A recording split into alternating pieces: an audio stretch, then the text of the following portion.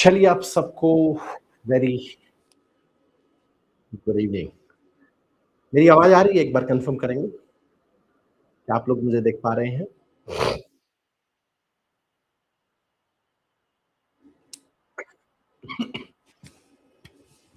Okay, okay. चलिए देखिए, मेरी एक कंडीशन ये रहती है कि जितना आप आंसर देंगे, मैं उतना ही अग्रेसिव मोड में पढ़ाऊँगा। ठीक है जी? टॉपिक को बहुत डेप्थ तक लेकर के जाऊँगा, क्वेश्चन लेवल देख कर के आपको खुद होगा कि हाँ सर, अब हम ठीक उसमें चल रहे हैं। ठीक, अब हम बिल्कुल एकदम ठीक डायरेक्शन में चल रहे हैं और जो आज सिनेरियो बदल रहा है, उसी लेवल पर हम लोग चल रहे हैं। ठीक है? तो आपकी पावर ही मेरी पावर होगी। ठीक है? आइए, तो आज का सेशन मैं थोड़ा-सा बस 2 मिनट आपको परेशान करूँगा, ज़्यादा नहीं करूँगा। मैं आपके सामने साइंस को लेकर के आया हूँ, बच्चा मेरे से जुड़ा हुआ है, कनेक्ट है, वो भी याद रखे, जो नहीं जुड़ा हुआ है, वो भी याद रखे। यहाँ पर साइंस, साइंस के बेसिकली 3 पार्ट है बेटा, बायोलॉजी है, फिजिक्स, केमिस्ट्री। आपको मैं बता देता हूँ, आज फर्स्ट क्लास था, तो यहाँ मेरे पास कोई कनेक्ट करने वाला नहीं था। इस वजह से आपकी क्लास 8 मिनट लगभग लेट स्टार्ट हुई। लेकिन अब ऐसा नहीं होगा। क्लास 5 मतलब 5। तो अपने सब काम को छोड़ करके और 5 बजे इंतज़ार किया करिए। आवाज़ का कोई इश्यू है? एक बार कन्फर्म करो, क्या माइक का कोई इश्यू है? कोई माइक की प्रॉब्लम हो? ओके, मैं अभी टीम से एक बार बात करता हूँ माइक के regarding. No sir, no sir, no sir, कुछ करें, नो सर, कुछ करें, यस सर।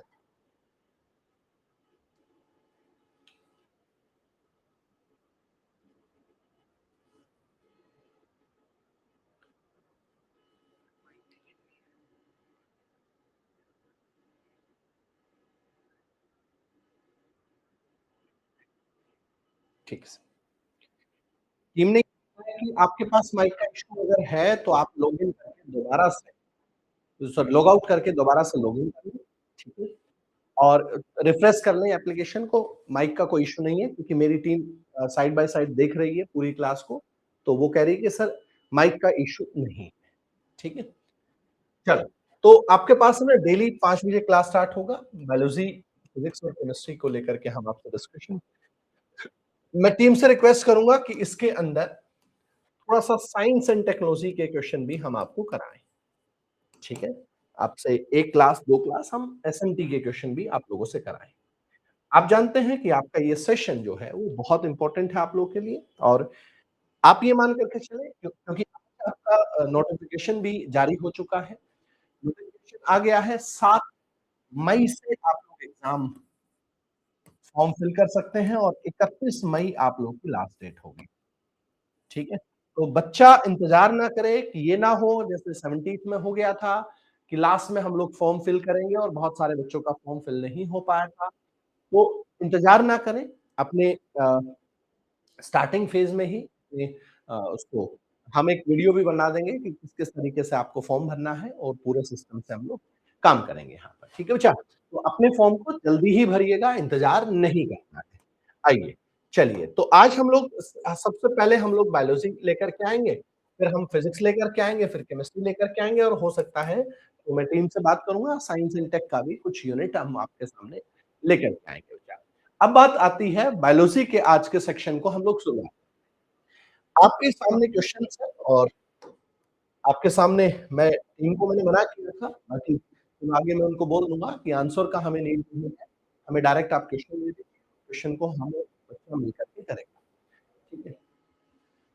वॉइस का किसी को अगर इश्यू है, ध्यान से सुन लो, अगर वॉइस का किसी को इश्यू है, तो उसको आप एक बार अपनी एप्लीकेशन से लॉग आउट कर कीजिए, फिर लॉगिन कीजिए।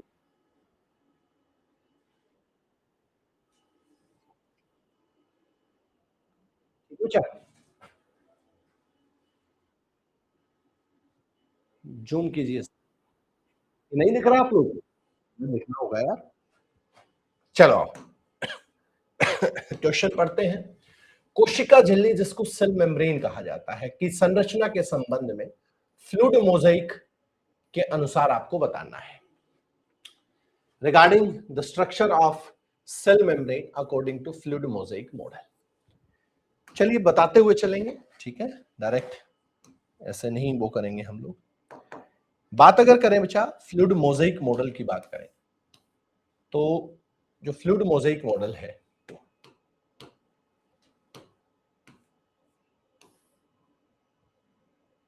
ये देखिए,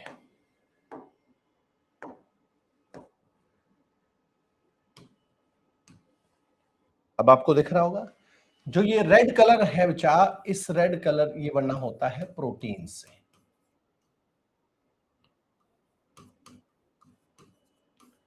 और जो ब्लू कलर आपको दिख रहा है, ये ब्लू कलर बनना होता है आप लोगों के लिए पर फॉस्फो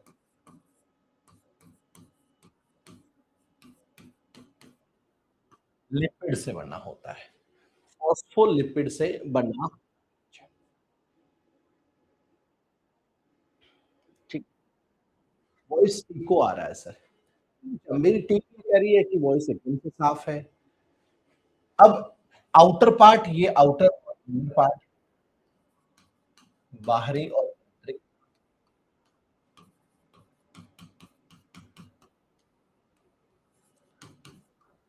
और ये सिर्फ इनर पार्ट है। इसी पार्ट को आप फ्लूइड मोजाइक मॉडल के नाम से जानते हो।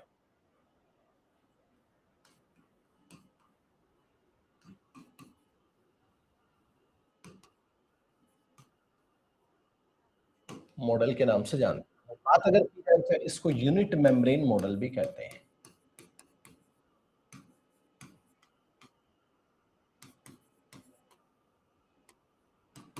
यूनिट मेम्ब्रेन, इसका एक्सप्लेनेशन भी है।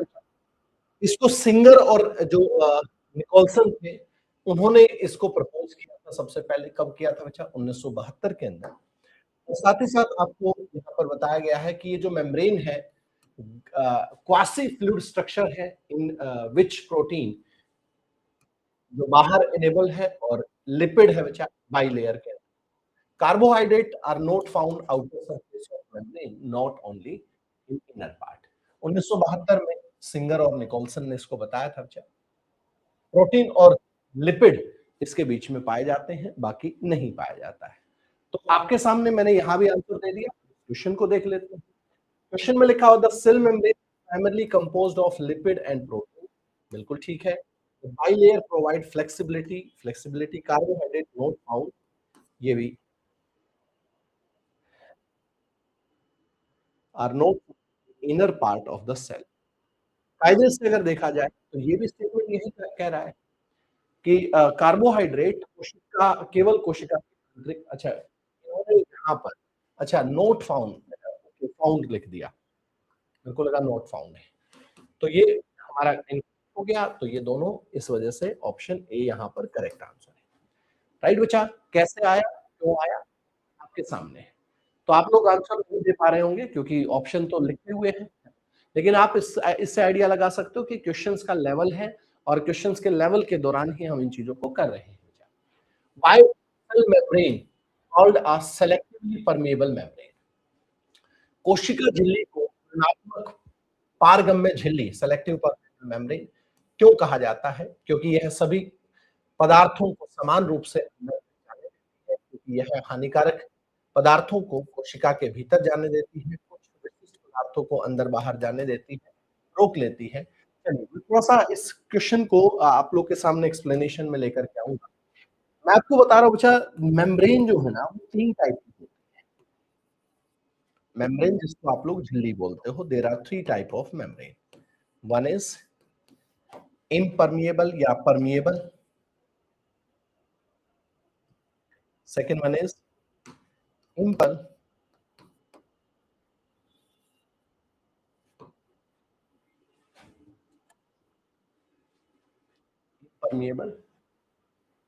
और सेकंड बचा लास्ट, सॉरी थर्ड, सेमी। ठीक है। तो ये जो सेमी परमिएबल है, देखो मैं एक सिंपल एग्जांपल के थ्रू बताता हूँ आपको।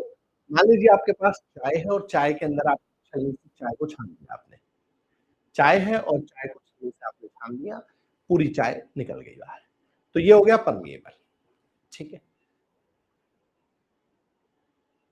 साउंड का प्रॉब्लम मेरी टीम को तो नहीं आ रहा है, आपको क्यों आ रहा है साउंड का प्रॉब्लम मुझे? मेरी टीम से बात हुई।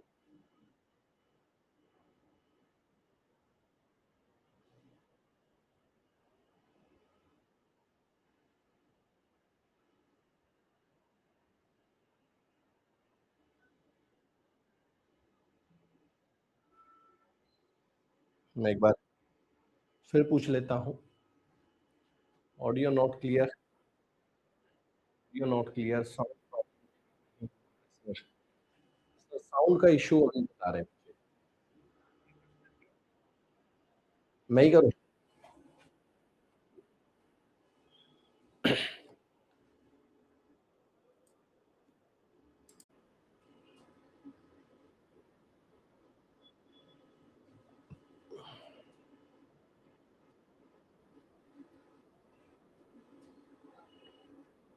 एक बार आप बताइए, आवाज़ आप क्लियर आ रही है?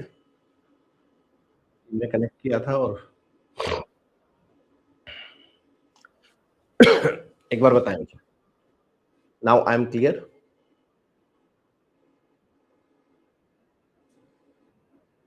अब क्लियर है वॉइस? अब कोई प्रॉब्लम नहीं? ओके, चलिए, तो वापस आते हैं, ठीक है? वापस आते हैं, अच्छा।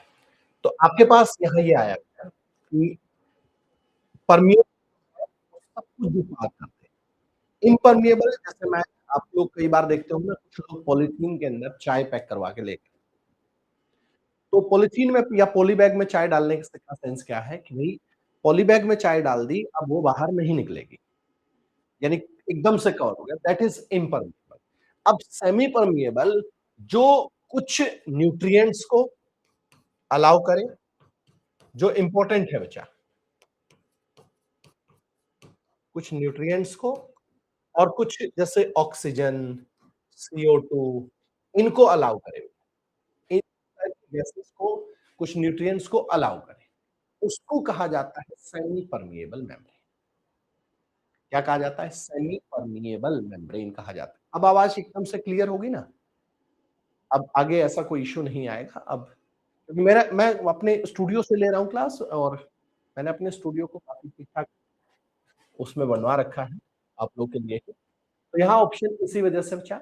कुछ स्पेशल पदार्थों को ही ये बाहर और अंदर आने देते हैं, that is called diffuse, right?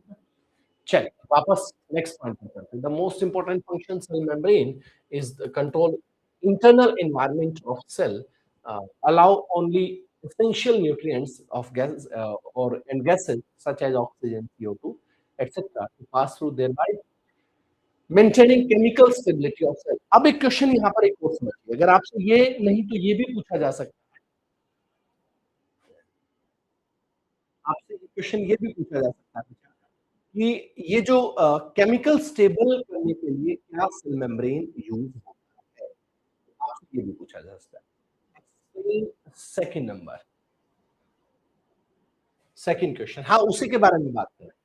Second question के बारे में ही बात कर रहे हैं कि आपके पास सेलेक्टिवली परमिएबल मेम्ब्रेन क्या होता है?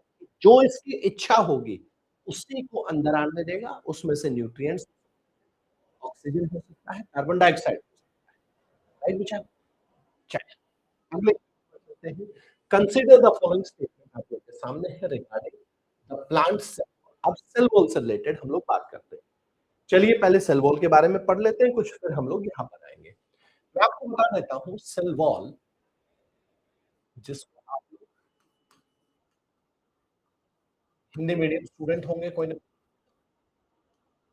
चलिए आपको बताएँ कि कितने स्टूडेंट हिंदी मीडियम के? हिंदी हिंदी मीडियम स्टूडेंट को केवल हिंदी लिख देंगे। बताएँ कितने लोग? और इंग्लिश मीडियम है? वो इंग्लिश लिख, साउंड प्रॉब्लम, फिर से साउंड प्रॉब्लम आ गई। अब तो ठीक होगा यार आवाज़। English, English, English, Hindi, Hindi, Hindi, Hindi, English. ठीक है। मैं दोनों मीडियम में लेकर के चल रहा हूँ, दोनों मीडियम में लेकर के चल रहा हूँ। ये पार्ट ऑफ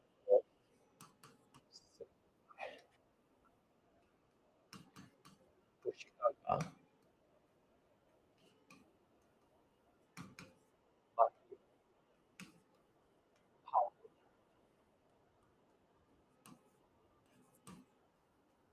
प्रेज़ेंट इन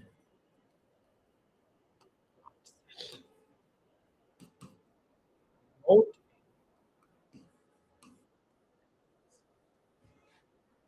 केवल पादप कोशिका में पाया जाता है।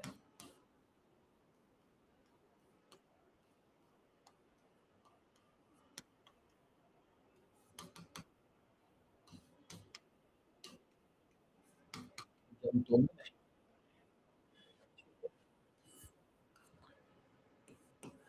Cell wall formed from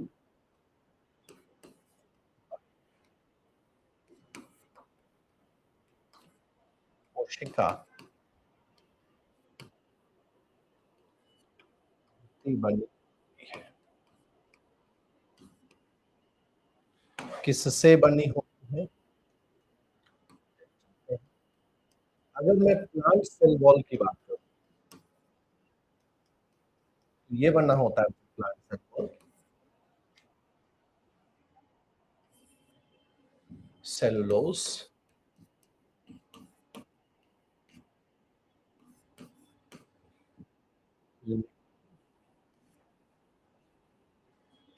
and semi बना होता है। वहीं अगर हम लोग एल्गी की बात करें, शैवाल, इसका सेल वॉल बना होता है अच्छा सेलुलोज से। वहीं अगर हम फंगस की बात करें, इसका बना होता है काइटिन से।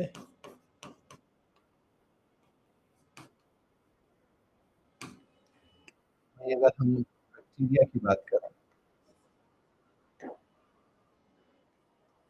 तो आप लोग जीवाणु बोल, ये बना होता है अच्छा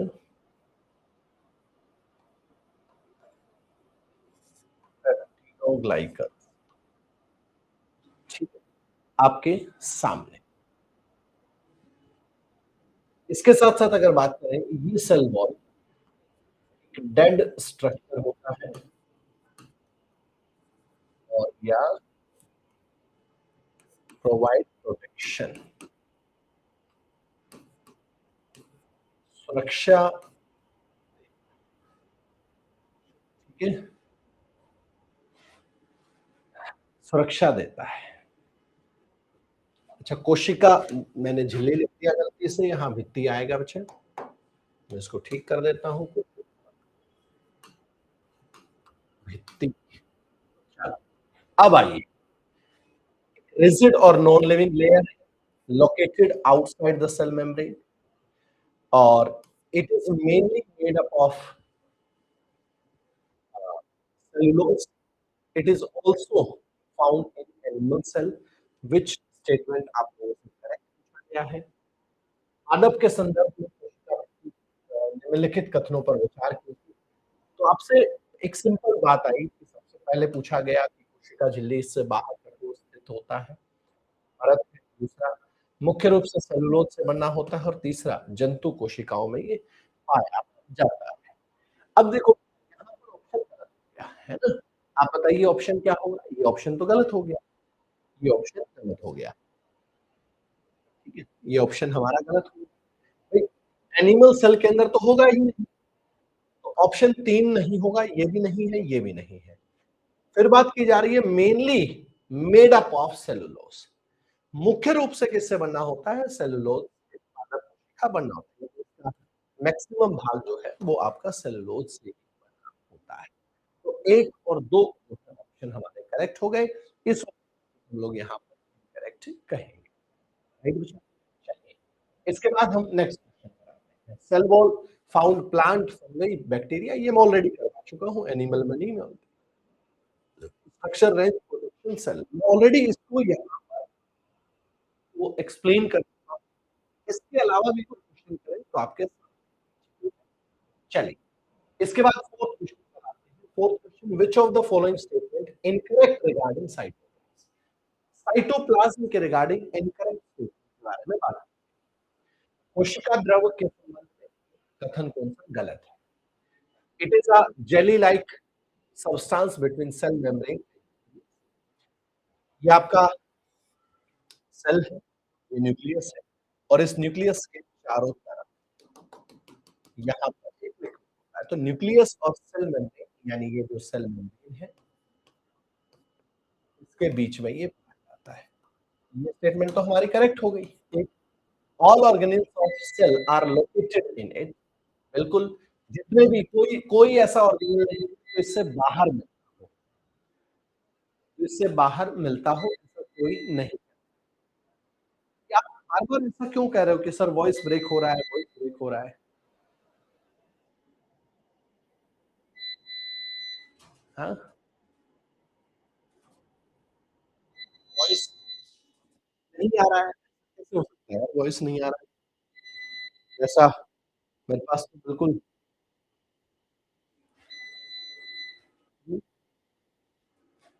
वॉइस है, साउंड सही करके इको आ रहा है, क्लियर नहीं आ रहा है। ऐसा क्यों होता है? हुँ, बहुत ब्रेक हो रहा है सर। एक्स्ट्रा आवाज़ तो उसकी यूपीएस की आती है बेचा, जब वो एक लाइट जाती है ना, यूपीएस में डाउन हो जेनसेट स्टार्ट होता था उसमें साथ 10 सेकंड का टाइम। ये बीप का जो साउंड लगे, तो ये सब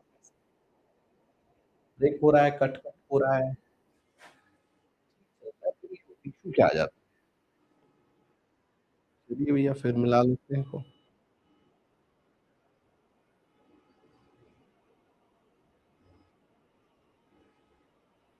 फिर इश्यू आ रहा है। हेलो?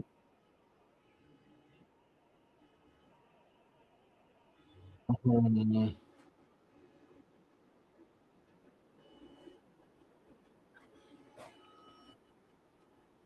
अब बताइए एक बार फिर से।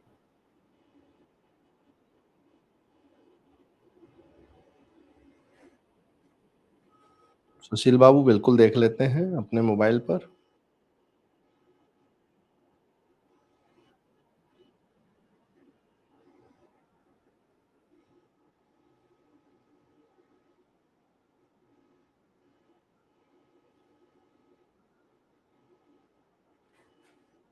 अब सही है?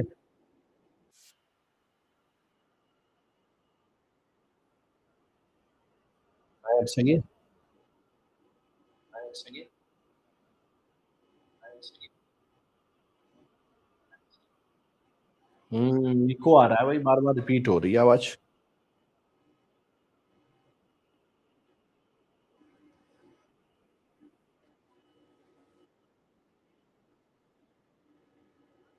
सर रिपीट हो रही है बार-बार आवाज़, इको आ रहा है।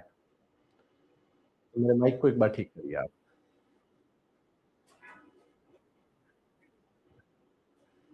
मोबाइल में सुनिए एक बार आप। मोबाइल में जब आप सुनेंगे ना सर, तो वहाँ रिपीट हो रहा है। मैंने अपने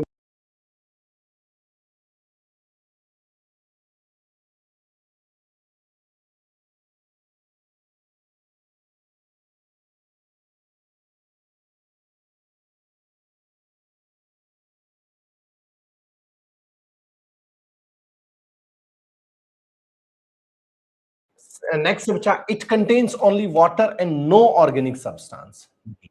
इसमें ऑर्गेनिक सब्सटेंस होते हैं। चलिए मेरे को बताएँ कि ऑर्गेनिक सब्सटेंस कौन-कौन से होते हैं? इसके अंदर ऑर्गेनिक सब्सटेंस कौन-कौन से होते हैं? जल्दी से कमेंट बॉक्स में लिख कर के ये बताएँ कि जो हमारा साइटोप्लाज़्म होता है, इसमें ऑर्गेनिक कंपाउंड्स कौन-कौन से होते हैं? चलिए देखते हैं क्या-क्या आप लोग आंसर देते हैं।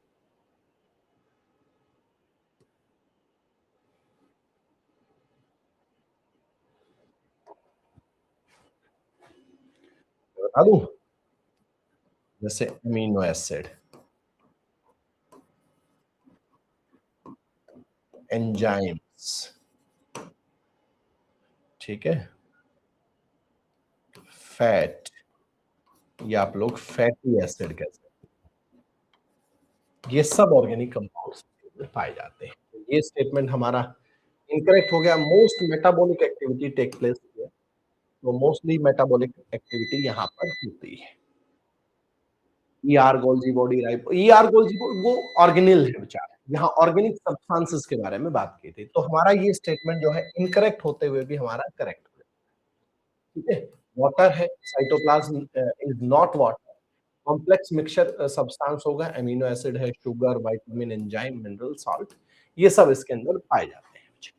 राइट? इसके बाद the difference between protoplasm and cytoplasm, जीव द्रव्य और कोशिका द्रव्य के बीच अंतर। मैं आपको थोड़ा सा बता देता हूं। देखो बच्चा, ये हमारा एक सेल है, ठीक है? और ये न्यूक्लियस है। इस न्यूक्लियस के अंदर जो लिक्विड होगा that is called nucleoplasm, that is called nucleoplasm. और यहां पर जो लिक्विड होगा that is called cytoplasm, cytoplasm यानी कोशिका द्रव्य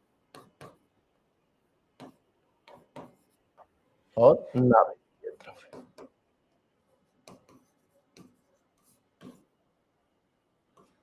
चलिए इन दोनों को अगर हम मिला दें, साइटोप्लाज्म प्लस न्यूक्लियोप्लाज्म, इन दोनों को अगर हम मिला दें तो हमारे सामने ये बन जाता है प्रोटोप्लाज्म। इसी प्रोटोप्लाज्म को फिजिकल बेसिस ऑफ लाइफ कहा जाता है। फिजिकल बेसिस ऑफ लाइफ कहा जाता है। अच्छा एक बात बताइए, फिजिकल बेसिस ऑफ लाइफ या प्रोटोप्लाज्म को किसने बताया था? जल्दी बताएं, इसके बारे में किसने बताया? मैं थोड़ा सा हिंट दे देता हूं। 1838 के अंदर वो वैज्ञानिक आए थे, 1838।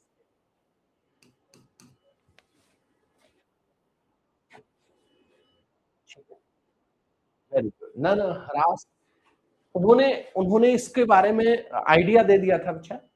लेकिन प्रोटोप्लाज्म जो नाम है, प्रोटोप्लाज्म नाम किसने दिया था, मैं इसके बारे में बात कर रहा हूं। प्रोटोप्लाज्म नाम पुरकिंजे, ये थे बच्चा। इन्होंने पुरकिंजे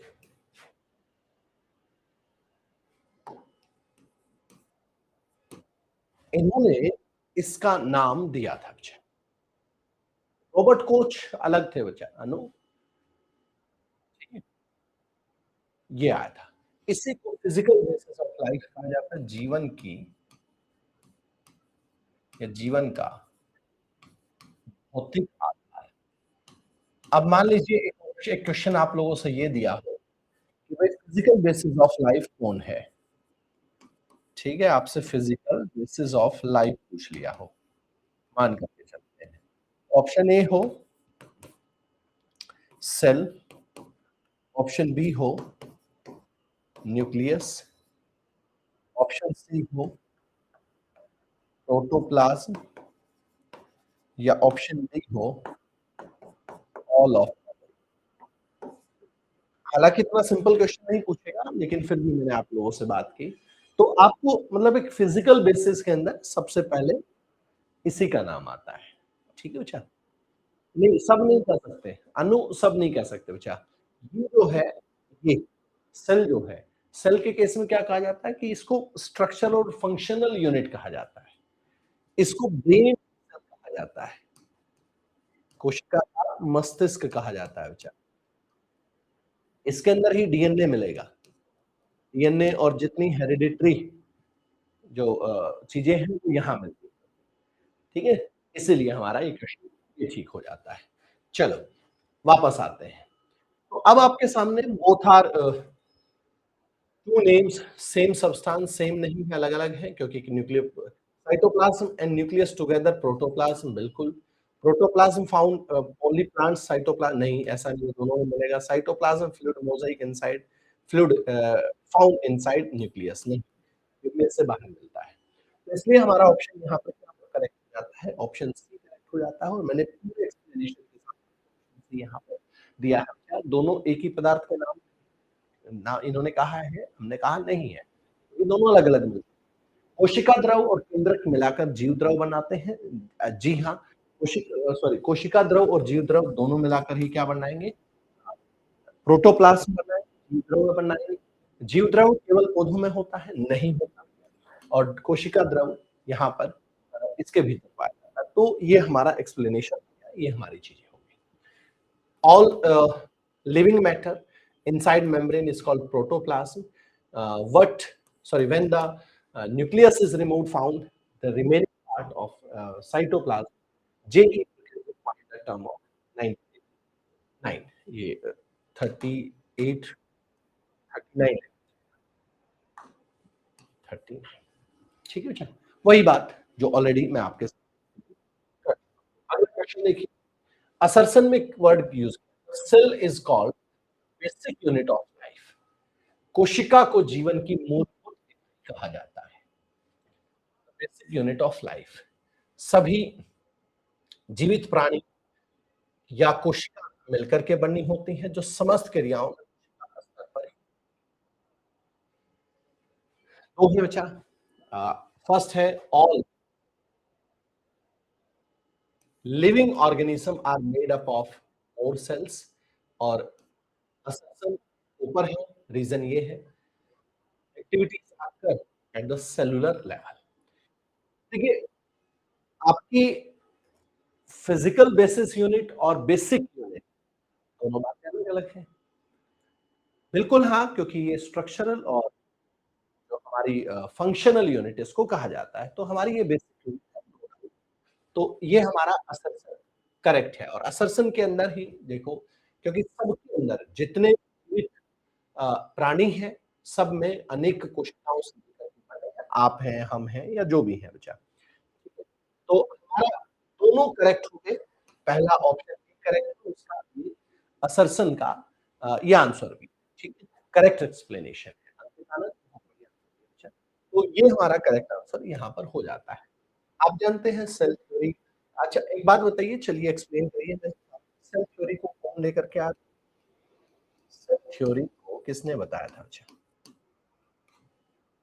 आपको पता है आपको मैं आपको बता देता हूँ आपको यहाँ पर 50 क्वेश्चन तो हम करवा रहे हैं ठीक है प्लस आपको 50 क्वेश्चन मिलेंगे प्रैक्टिस के लिए तो 100 क्वेश्चन मिलेंगे आपको और एक दिन आपकी ज्योग्राफी और इसकी साइंस की क्लास है तो दोनों के मिलाकर के 200 क्वेश्चन आप पूछिए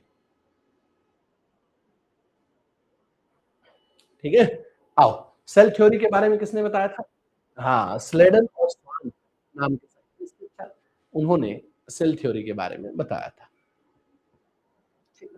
चलो कब बताया था 1838 और 1839 अगर आपसे कोई ये पूछे कि एक्सटेंडेड सेल थ्योरी एक्सटेंडेड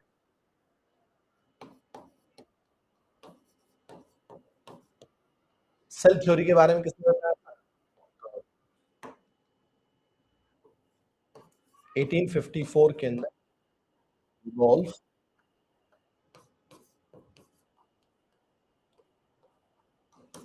विर्को ठीक है एंड रुडोल्फ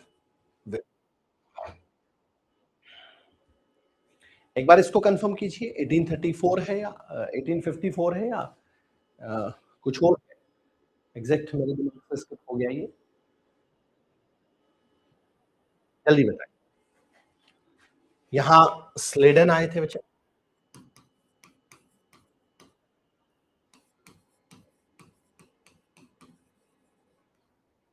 यहां स्वान आए थे।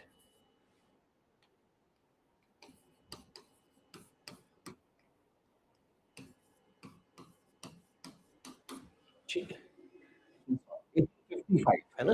हाँ, मैं दिमाग से यही आ रहा था आवाज, थोड़ा सा इसमें मिस्टेक की।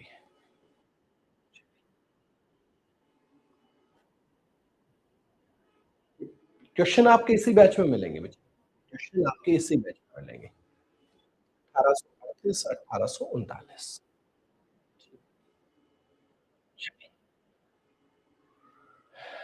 आइए, तो क्वेश्चन हमारे सामने, रॉबर्ट हुक जो है डिस्कवर द सेल, ये असर्शन है बच्चे। कब डिस्कवर किया था? 1665 के अंदर। और किसको? डेड सेल, मृत कोशिका। He observed small room-like structure in dead cork tissues. Robert Hooke ने कोशिका की खोज की थी। और फिर से साउंड का प्रॉब्लम है, फिर से साउंड का प्रॉब्लम है क्या? उन्होंने मृत कार, कमरे जैसे, इन्होंने मेरे पास नाम दिया था, रॉबर्ट हुक साहब ने नाम दिया था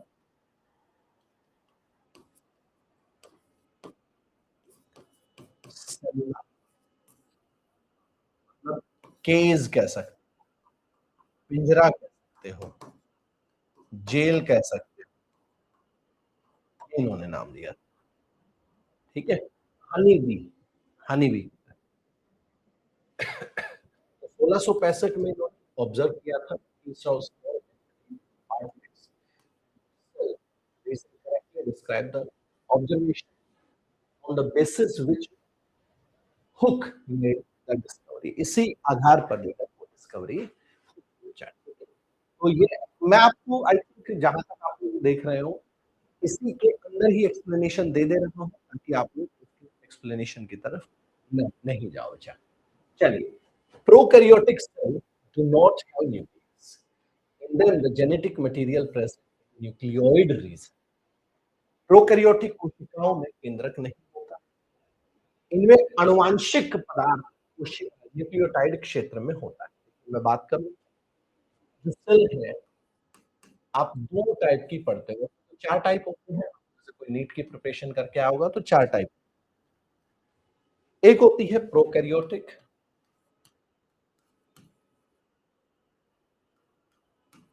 और एक होती है यूकैरियोटिक।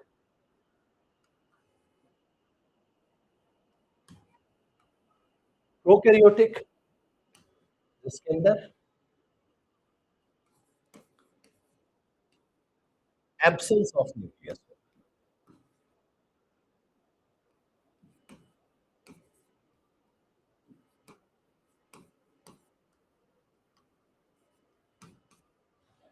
और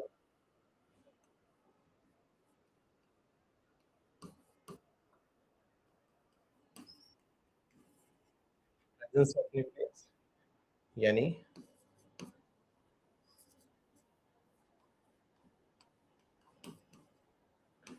अच्छा किसके अंदर पाई जाती है? बैक्टीरिया। अगर मैं आपसे पूछूं क्या ये माइटोकॉन्ड्रिया में होता है? जी, माइटोकॉन्ड्रिया में भी तो कोई न्यूक्लियस का वो नहीं है ना, प्लास्टिड के अंदर भी नहीं है, बस एक न्यूक्लियोइड रीजन है इसके अंदर बचा, न्यूक्लियोइड रीजन होता है। ठीक है, इसके अंदर न्यूक्लियोइड रीजन होता है, इसके अंदर न्यूक्लियस प्रॉपर नहीं मिलेगा आपके पास।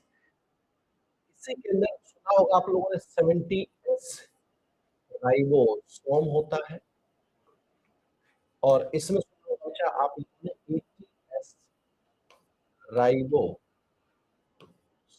होता है, 70s और 80s राइबोसोम होता है। सर मोबाइल में देखिए साउंड प्रॉब्लम आ रहा है।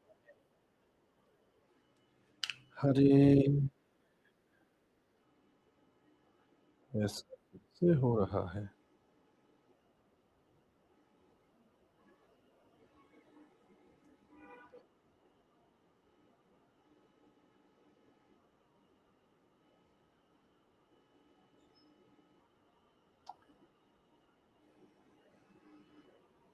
पीडीएफ कहाँ मिलेगा आपके? इसमें नहीं मिलेगा। अब एक बार बताएंगे। मैंने मोबाइल, अब तो ठीक आ रही है आवाज यार। मेरे मोबाइल में भी देखिए मैं बात कर रहा हूँ, बिल्कुल ठीक आ रही है।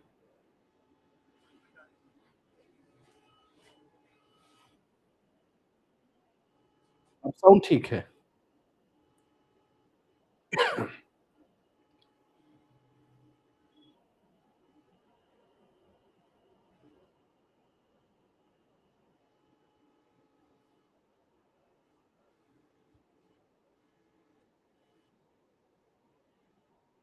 अब साउंड ठीक है बच्चा।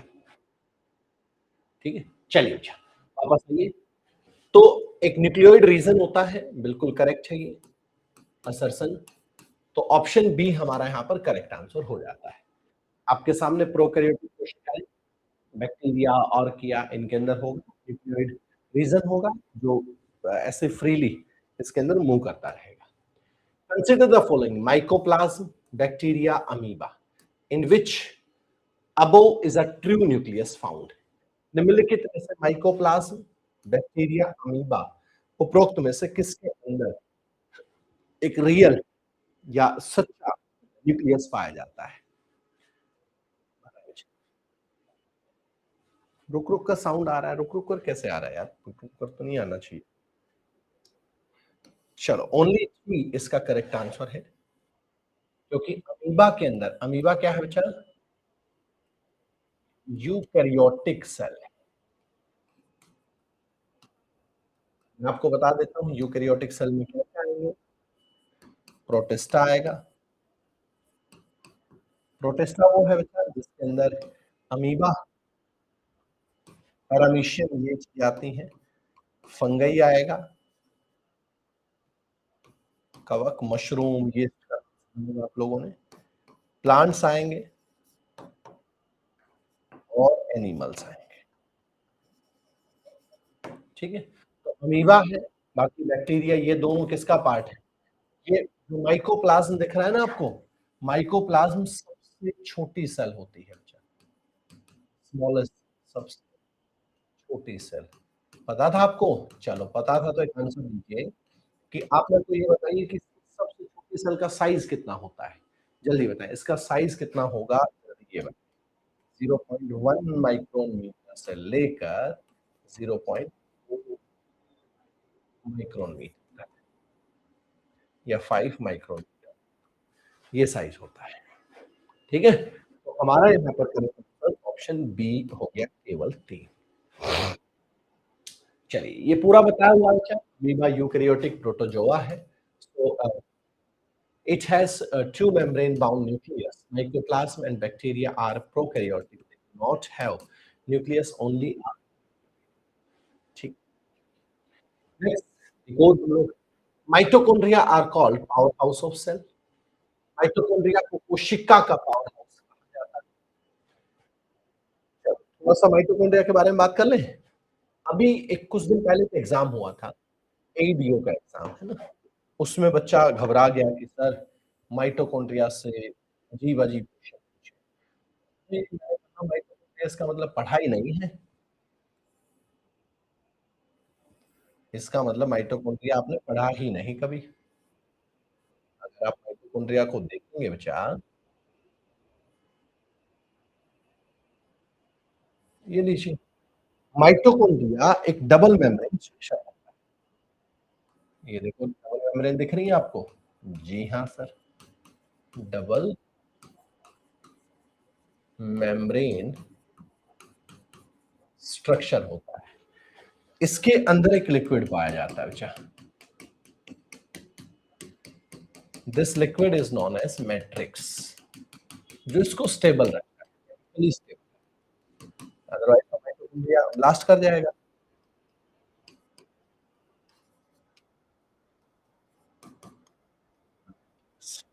ठीक है बच्चा, ये जो आप स्ट्रक्चर देख रहे हो, ये जो अंदर की तरफ फिंगर लाइक स्ट्रक्चर, ये फिंगर लाइक स्ट्रक्चर देख रहे हो बच्चा, इस फिंगर लाइक स्ट्रक्चर को हम लोग कहते हैं क्रिस्टी, और इसी क्रिस्टी पर एक थ्रेड लाइक स्ट्रक्चर होता है। जितनी भी क्रिस्टी ना, सब क्रिस्टी पर ऐसे चिपका हुआ होगा बच्चा, एक थ्रेड लाइक स्ट्रक्चर। बस इसी क्वेश्चन को, इसी थ्रेड लाइक स्ट्रक्चर को स्टेटमेंट में दे दिया, बच्चा घबरा गया, सर और डिफिकल्ट आ गया क्वेश्चन, सर ये तो कर ही नहीं कहा, कोई बात ही नहीं बच्चा। यहाँ पर देखिए thread like structure, thread like structure है ये, और ये जो थ्रेड लाइक स्ट्रक्चर है बच्चा, इसका नाम है F1 ऑक्सीसोम पार्टिकल। जानते हो क्यों? यही तो स्टेटमेंट इसी का तो बताया गया था बच्चा। ये हमारे लिए क्यों इंपॉर्टेंट है? क्योंकि क्या, यही जो एटीपी प्रोडक्शन होता है ना, उसका, आप कहेंगे सर एटीपी प्रोडक्शन मतलब एडिनोसिन ट्राइफॉस्फेट, ये सर बताइए कैसे? अच्छा, जब ग्लूकोज, ये ग्लूकोज और ऑक्सीजन के साथ रिएक्ट करेगा तो यहाँ पर CO2 plus water plus energy form हो, और वो एनर्जी जो फॉर्म होती है वो एटीपी के अंदर, एटीपी मतलब एडिनोसिन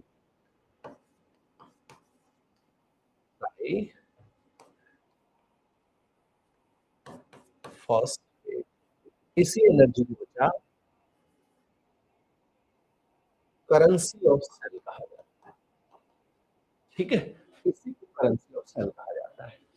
साथ ही साथ इसके अंदर एक चीज और मैं आप लोगों से डिस्कशन कर देता हूं, इसके अंदर विचार इस तरह का स्ट्रक्चर होता है जिसको एमडीएनए कहा जाता है, माइटोकॉन्ड्रिया डीएनए कहा जाता है, जिसके अंदर 37 जीन होते हैं, और इसी के अंदर बच्चा खुद का इसका राइबोसोम भी होता है।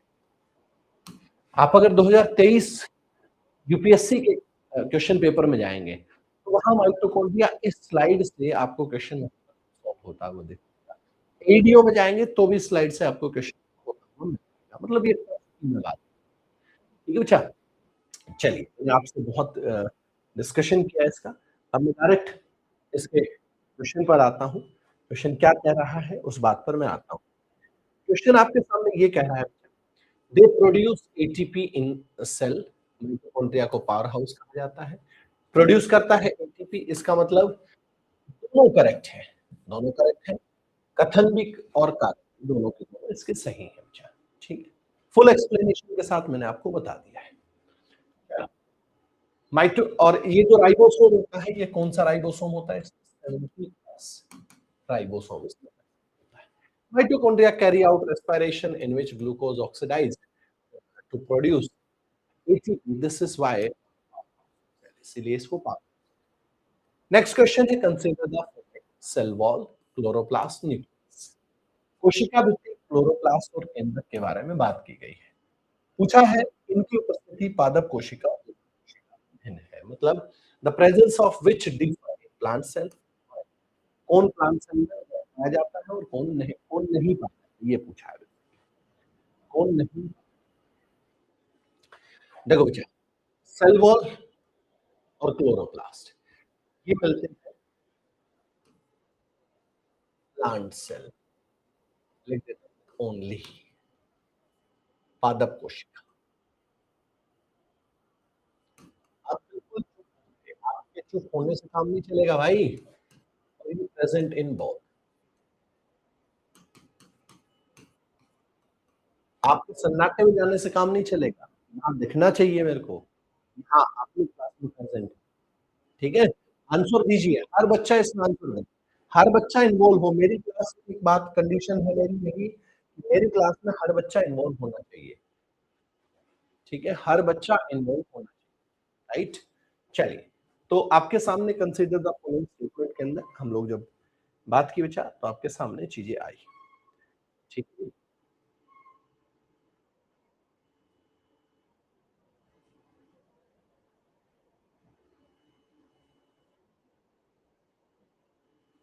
चले चले बात, एक्सप्लेनेशन वही है, प्लांट सेल मिलता है।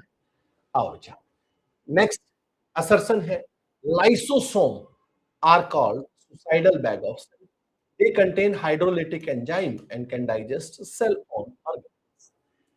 लाइसोसोम को कोशिका आत्मघाती झिल्ली कहा जाता है। इसमें हाइड्रोलिटिक एंजाइम होते हैं बच्चा, जो अपने ही अंगों को पचा जाते हैं।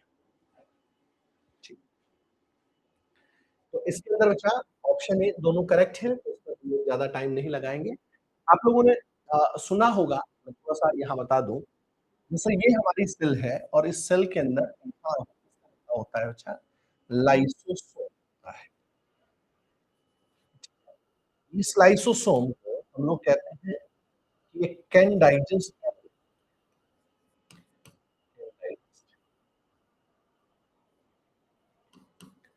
एवरीथिंग। क्यों क्यों बच्चा? क्योंकि एक एंजाइम प्रेजेंट होता है इसमें, एंजाइम। और ये एंजाइम किसका होता है? कौन सा? हाइड्रोलिटिक एंजाइम होता है।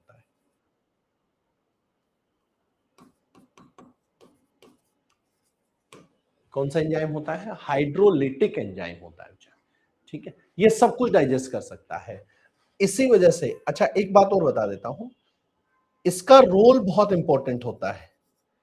किसका? लाइसोसोम का।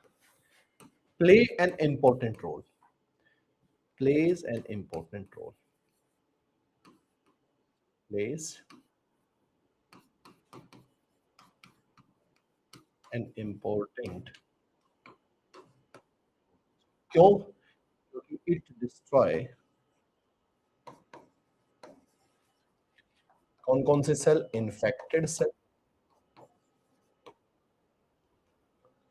ओल्ड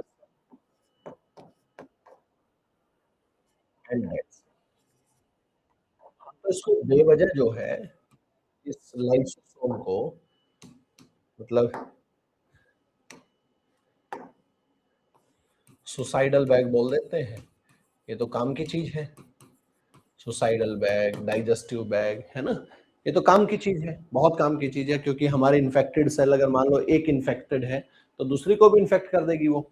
हमारे पास यहाँ ओल्ड सेल है, ओल्ड सेल को अगर जब आपकी बॉडी से बाहर नहीं निकालेंगे तो आपकी बॉडी के अंदर स्टोर होती रहेगी, वो भी हमारे लिए नुकसान है। तो इंपॉर्टेंट रोल तो ये अदा कर रहा है, ठीक है। तो आपके पास ये करेक्ट आंसर मैंने दे दिया बच्चा। Golgi apparatus is called post office of the cell, reason it perform function packaging distribution of protein. देखिए एक बात समझिए, आप लोगों ने ईआर नाम सुना होगा और ईआर के अंदर भी दो ईआर सुने होंगे। असल जो एक ईआर था बच्चा जिसको हम रफ ईआर बोलते हैं, और एक ईआर था जिसको हम लोग स्मूथ ईआर नाम देते हैं। तो जो रफ ईआर है हमारा, रफ ईआर है, उसके ऊपर राइबोसोम मिलता है बच्चा। राइबोसोम अगर है तो इसका मतलब प्रोटीन बनेगा, और अगर प्रोटीन बनेगा तो उस प्रोटीन को डिलीवर करना है, अच्छे से उसको पैकेज करके उसको डिलीवर करना है। तो जब अच्छे से उसको पैकेज करके जब हम लोग डिलीवर करेंगे तो उसको डिलीवर करने का काम कौन करेगा? डिलीवर करने का काम गोल्जी बॉडी ही करता है, ठीक है। पैकेज करने का, मॉडिफाइड करने का, डिलीवर करने का, ये सब काम कौन करेगा? तो इसका असर्शन भी करेक्ट है और इसका रीजन, इसका एक्सप्लेनेशन है बच्चा। तो हमारा ऑप्शन यहाँ पर ए जो है वो करेक्ट हो गया, ठीक है। गोल्जी अपरेटस मॉडिफाई करेगा, पैकेज करेगा, किसका? प्रोटीन का। रिसीव्ड फ्रॉम एंडोप्लाज्मिक रेटिकुलम, कौन से ईआर से? जो हमारा आर ईआर है, रफ ईआर होगा बच्चा, इससे रफ ईआर है, इससे जो है ये रिसीव करता है and send them different part of the cell, ठीक है। जब different part of the cell जा रहा है तो इसी वजह से इसको क्या कहते हैं? जो गोल्जी एपरेटस है बच्चा, गोल्जी एपरेटस, इसी को जो है वो हम पोस्ट ऑफिस कहा जा कहेंगे ऑफ सेल, क्योंकि एक पैकेज करके सब जगह पहुंचाने का काम कर रहा है, तो इसको हम लोग क्या कहेंगे, पोस्ट ऑफिस कहेंगे। ठीक है, चलिए नेक्स्ट बात करते हैं।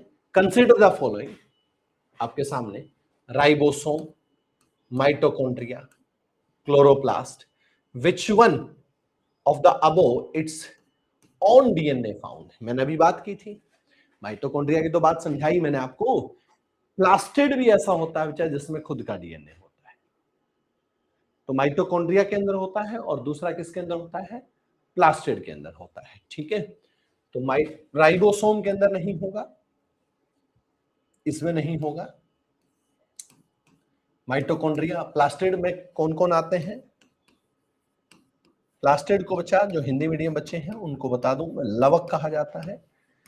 क्लोरोप्लास्ट नाम सुना होगा आप लोगों ने, क्लोरोप्लास्ट। आप लोगों ने क्रोमोप्लास्ट नाम सुना होगा, आप लोगों ने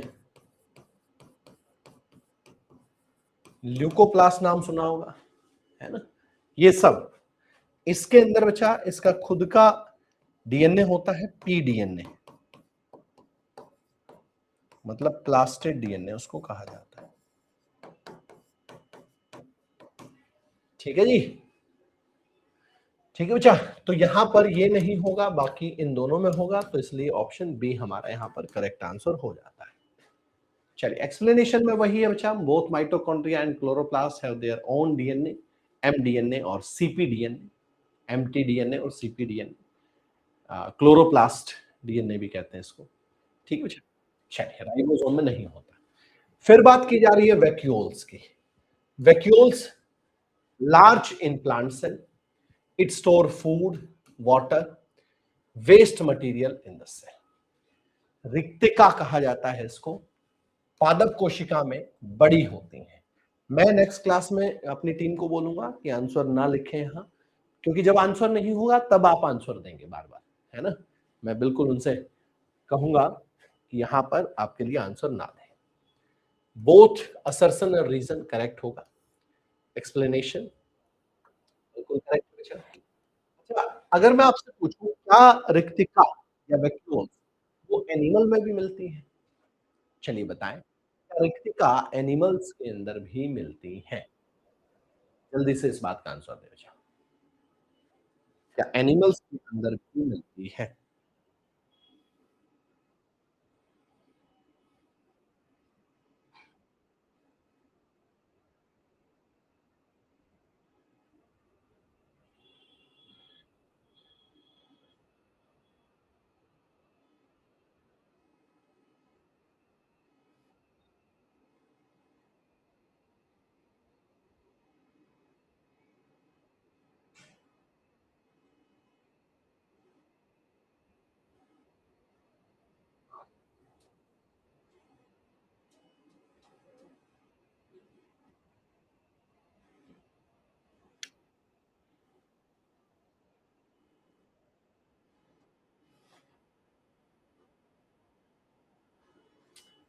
हाँ, but in small size, but in small size.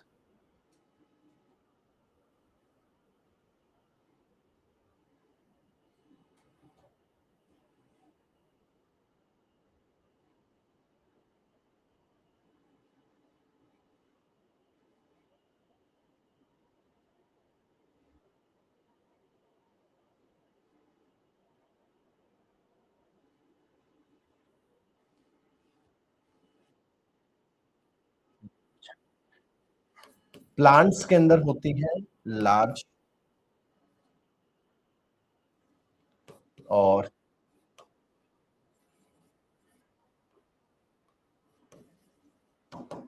Animals के अंदर होती है। Mature plant cell has large central vacuoles. Consider the following statement regarding cell theory. It was proposed M.J. Sladen or Swan, अभी थोड़ी देर पहले बात कर रहे थे, according to it, cell rise from pre-existing cell. इसके साथ साथ बच्चा all living organism are made up of cells. इसी के अकॉर्डिंग जो प्री एग्जिस्टिंग सेल थी वो रुडोल्फ विर्को आए बचा, वो रुडोल्फ विर्को इस बात को लेकर के आए थे, बिल्कुल करेक्ट है, तो ये भी करेक्ट हुआ, ये भी करेक्ट हुआ, ये भी करेक्ट हुआ। तो तीनों स्टेटमेंट हमारे यहाँ पर करेक्ट हुए। ठीक है, ऑलरेडी मैं आपको बता चुका हूँ, अभी मैंने रुडोल्फ विर्को के बारे में बताया, मैंने मैं थोड़ा-सा यहाँ रहता हूँ, देखता हूँ आप लोग कैसे रहते हैं। चलिए इसका आंसर दीजिए इसका।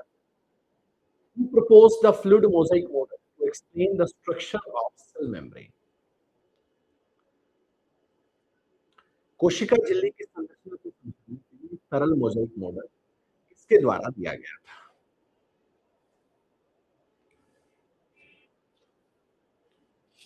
किसके द्वारा दिया गया था?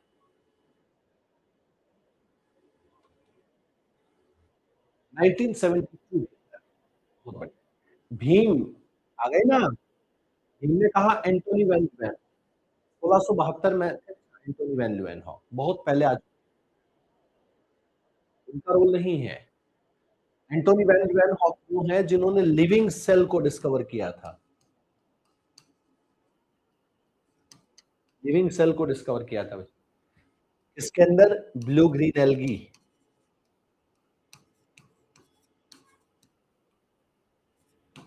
ठीक है, जो सिंगर और निकोलसन है, निकलसन, इन्होंने,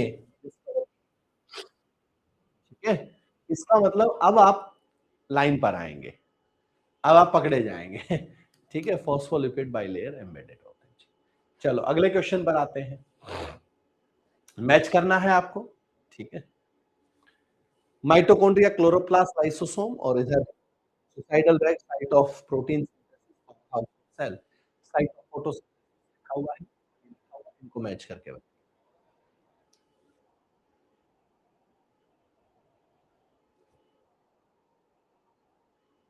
अब मजा आएगा।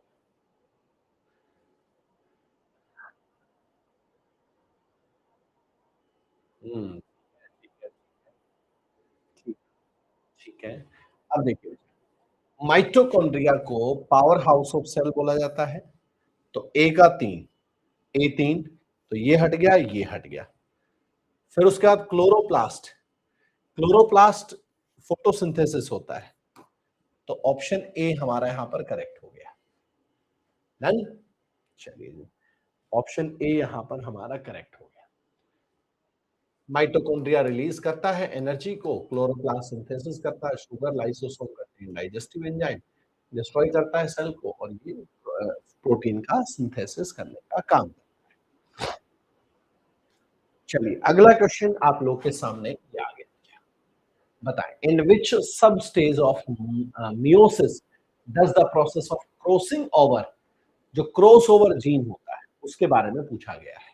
अर्धसूत्री विभाजन को किस उप अवस्था में जीन विनियम की प्रक्रिया संपन्न इसके अंदर होती है?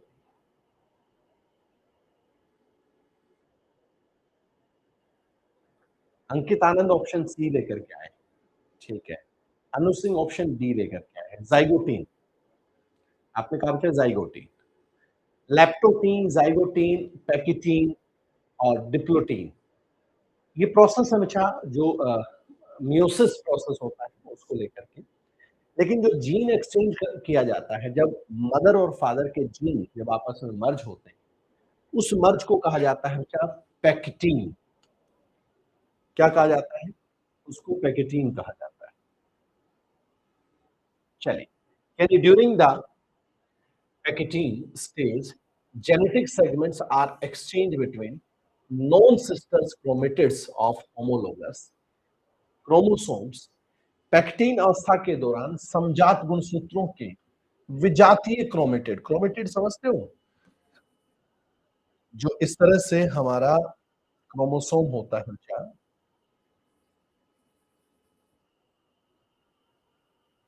इस पार्ट को कहा जाता है, ये जो पार्ट कनेक्ट है इसको क्रोमेटिड कहा जाता है। इनको जो कहा जाता है, सॉरी, इसको सेंट्रोमेरे कहा जाता है। अच्छा, सेंट्रोमेरे कहा जाता है, इसको क्रोमेटिड कहा जाता है। इसको क्या कहा जाता है? क्रोमेटिड कहा जाता है। कोई बात नहीं, कंफ्यूजन को हम लोगों ने दूर कर दिया। तो पेक्टिन एक ऐसा वो है बेटा, जो ये जो क्रोमेटिड है इस में, अब देखो ऐसा ही क्रोमेटिड ये मान लीजिए मदर की तरफ से है और ये फादर की तरफ से है।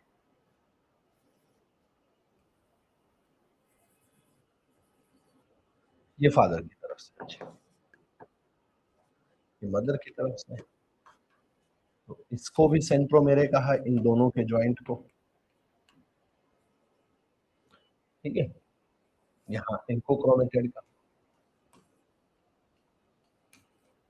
ये दोनों आपस में भाई एक क्रोमेटिड यहां से आएगा, एक यहां से आएगा, ठीक है। इस जब आधे आधे क्रोमोसोम आएंगे इस स्टेज को कहा जाता है पेक्टीन, ठीक है भीम, ओके, इसको पेक्टीन कहा जाता है। तो ये हमारा जाइगोटीन होता है बच्चा, जो लास्ट में बिल्कुल एंड में जाकर के स्टेज बनती है। डिप्लोटीन होता है जब वो मिलने के लिए रेडी होते हैं, और लास्ट स्टेज से बिल्कुल थोड़ा सा पहले कोई चीज होता है ना कि घर में मान लीजिए सब्जी बनी, सर तैयार हो गई है सब्जी, बस है ना, बस 5 मिनट कहते हैं ना, 2 मिनट रुको फिर तैयार है खाना, वो स्टेज को लेपोटीन कहते हैं बच्चा, लेपोटोटीन। चलिए, इसके बाद है बच्चा, which of the following statement correct regarding the main difference between plant cell and animal. पादप कोशिका में प्राणी कोशिका के मध्य मुख्य अंतर के संदर्भ में निम्नलिखित कथनों में से कौन सा सत्य है, ये पूछा है आपसे। Centrioles are found in plant cell, not in animal cell.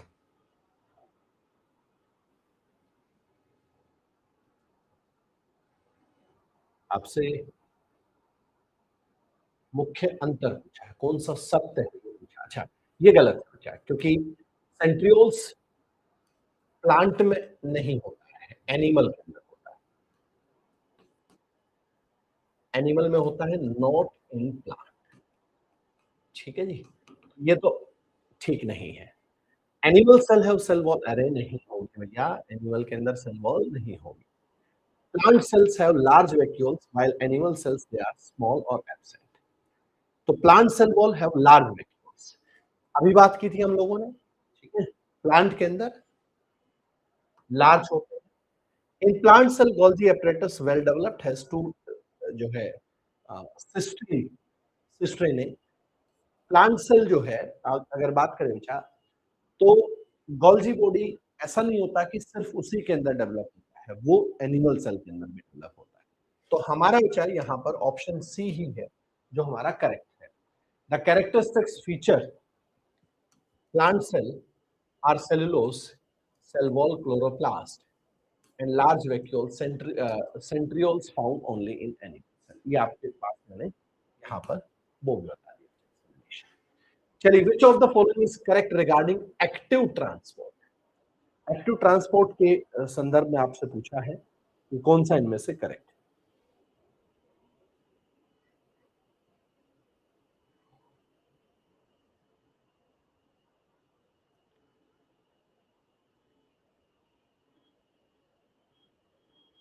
आपसे ये पूछा बच्चा कौन सा इनमें से correct. It occur from higher concentration to lower concentration, it does not require energy, it occurs against the concentration gradient and require energy expenditure, it occur only water molecule। आप सोचिए जरा, तो जब बात ट्रांसपोर्ट की गई है, जब बात किसकी की गई है, ट्रांसपोर्ट की गई है, तो ट्रांसपोर्ट के केस में हमें 2-3 बातें यहाँ पर सुन देखिए भाई, जब ट्रांसपोर्ट होता है तो कंसंट्रेशन ग्रेडियंट तो देखे ही जाएंगे, क्योंकि हाई कंसंट्रेशन से लो, लो कंसंट्रेशन से हाई, ऑस्मोसिस और डिफ्यूजन की बात तो होगी ही। साथ ही साथ विचार कितना खर्च हुआ है। कंसंट्रेशन का मीन होता है बच्चा, आप लोग आपने ये पढ़ा होगा, भीम आप अब सांस ले रहे हो, इस वजह से सांस ले रहे हो, जब आपकी बॉडी के अंदर सांस जा रही है, बाहर प्रेशर ज्यादा है और अंदर प्रेशर कम है, इस वजह से जा रही है। तो अगर मान लो सोल्यूट और सॉल्वेंट, जो सोल्यूट और सॉल्वेंट होते हैं बच्चा, वो, या आपको सिंपल समझाता हूं कि 1 गिलास पानी के अंदर कितना चीनी आप डिजोल्व कर सकते हो, वो उस चीनी का कंसंट्रेशन होगा। अब आपको समझ आया होगा, ठीक है। It occur against concentration gradient, क्योंकि भाई आपकी बॉडी में आप खाना भी खा रहे हो और आपकी एक-एक सेल के अंदर वो खाना भी पहुँच रहा है, न्यूट्रिएंट्स जा रहे हैं यहाँ पर। यानी आपके पास एक्टिव ट्रांसपोर्ट मॉलिक्यूल मूव करते हैं कहाँ-कहाँ से? लोअर कंसंट्रेशन से हाई कंसंट्रेशन। उसके लिए आपको किसका नीड होता है? अच्छा, एनर्जी का नीड होता है। ठीक है? चलिए अगले क्वेश्चन पर चलते हैं। Which of the following cell organelles is called semi autonomous? निम्नलिखित में से कौन-सा या सी कोशिका अर्ध स्वायत्त कहलाती है?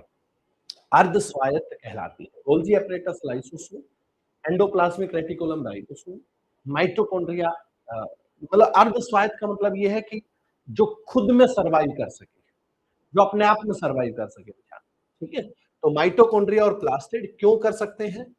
क्यों कर सकते हैं? क्योंकि इन दोनों के अंदर अपना खुद का डीएनए मिलता है। ठीक है? राइबोसोम मिलता है। चलिए, because they have DNA ribosome, इसलिए वो कैपेबल है। चलिए अगले क्वेश्चन का आंसर पूछिए। बहुत बढ़िया। Which of the following cell organelles is a part of endomembrane system that is connected to the nuclear membrane? कौन कनेक्ट होता है? क्या न्यूक्लियर मेम्ब्रेन से? जो न्यूक्लियस के साथ कनेक्ट होता है। तो न्यूक्लियस के साथ कौन कनेक्ट होता है बच्चा? Endoplasmic reticulum. कौन? Endoplasmic reticulum.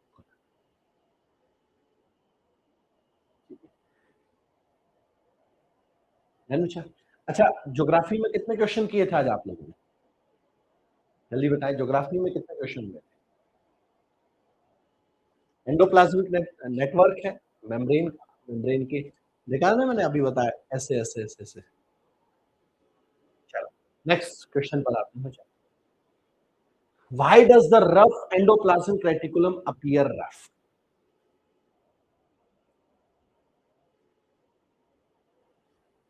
बताएं क्या? रफ मतलब खुरदरा, अंतःपरदरीय जालिका की सतह किस उपस्थिति के कारण खुरदरी दिखाई देती है?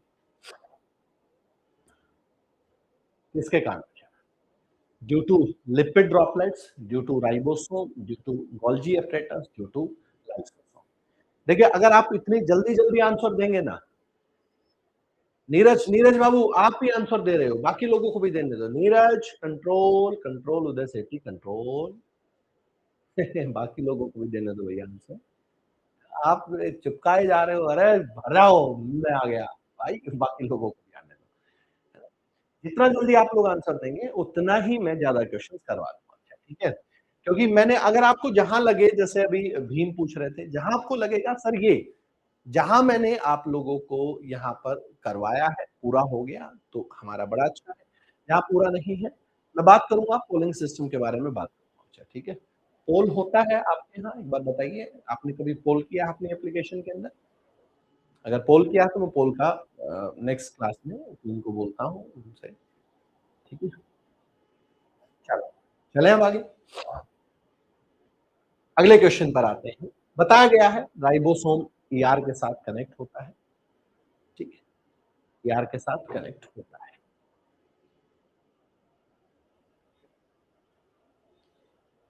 रिपीट करते हैं, बिल्कुल रिपीट करेंगे 23वें क्वेश्चन को। 23वां क्वेश्चन ये कहता है बच्चा कि जो न्यूक्लियस के साथ ऐसा कौन सा मेम्ब्रेन है या ऐसा कौन सा ऑर्गेनेल है जो न्यूक्लियस के साथ कनेक्ट होता है? तो न्यूक्लियस के साथ इनमें से कौन कनेक्ट है, आपसे इसके बारे में पूछा गया। तो न्यूक्लियस के साथ कौन कनेक्ट है? आप देखिए, यार कनेक्ट होता है। फिरदौस बताइए मुझे। ईआर जो है तो कोई इस तरह का स्ट्रक्चर होता है यार, ये कनेक्ट होता है। राइट बच्चा? नेक्स्ट नेक्स्ट क्वेश्चन है आपके सामने। What is the main function of Golgi apparatus? बताएं। गोल्जी उपकरण का मुख्य कार्य क्या है? ऊर्जा का उत्पादन करना, कोशिका के अपशिष्ट का पाचन करना और साथ ही साथ प्रोटीन और लिपिड का संशोधन करना, पैकेजिंग और पोषण करना। बताएं। बहुत बढ़िया। मॉडिफाइड करेगा, पैकेजिंग करेगा, किसका? अब आप देखिए, थोड़ी थोड़ी देर पहले मैंने इन सब के बारे में बात की। बात की तो आप एकदम से पीक मोड पर आ गए, टक, टक, टक। इसी को प्रैक्टिस कहा जाता है बेटा, है ना? आइए, कॉल्जी ऑपरेटर्स के बारे में हम लोगों ने बताया हुआ है और पहले मैं ऑलरेडी एक्सप्लेन कर आइए, why are lysosome called suicidal bag? Why are क्योंकि यह प्रोटीन से बनता है या इसमें शक्तिशाली जल अपघटनीय एंजाइम होते हैं जो कोशिका का पाचन करते हैं। कोशिका क्योंकि यह कोशिका को ऑक्सीजन प्रदान करता है और क्योंकि यह बहुत छोटा होता है। बताएं शाबाश। भाई बताया था ना अभी थोड़ी देर पहले बात हुई थी कि हाइड्रोलिटिक एंजाइम इसके अंदर पाया जाता है। तो option B is the correct answer. बताइए। Option B is the correct answer. आगे चले। चलिए जी। ये इसका क्यों ब्रश करता है ये मैंने आपको पहले ही बताया। चलिए, what are the finger like infoldings या structure of the inner membrane of mitochondria? बताएं, इसका आंसर दें।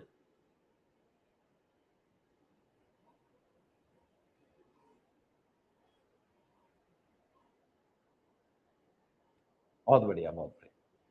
अब देखो सब लोग आंसर देने लगे। हम्म। क्या है बच्चा?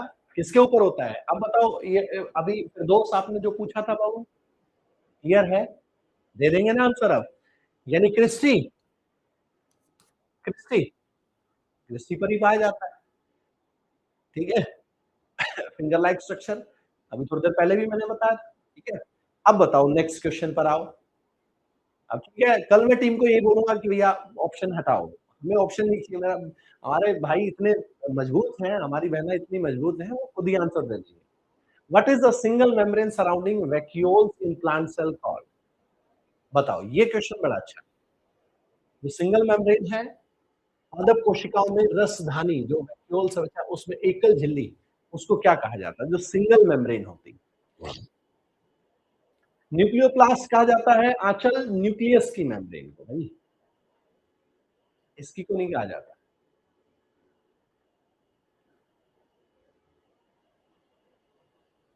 ठीक है, कनिष्का गौरी, आपने करेक्ट आंसर दिया है। यानी हमारे पास बचा इसको टोनोप्लास्ट कहा जाता है।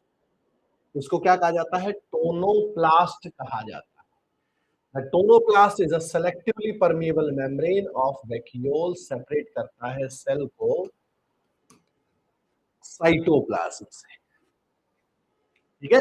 कौन है? टोनोप्लास्ट। यानी टोनोप्लास्ट ही वैक्यूल जिसको रसधानी कहा जाता है, रसधानी को सेलेक्टिवली परमेबल मेम्ब्रेन रक्त बनाता है बच्चा।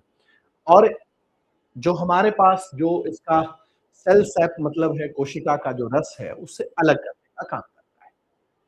चलिए अगला क्वेश्चन आते हैं। What is the region inside nucleus where ribosomal RNA is synthesized called? बताएं, बताएं।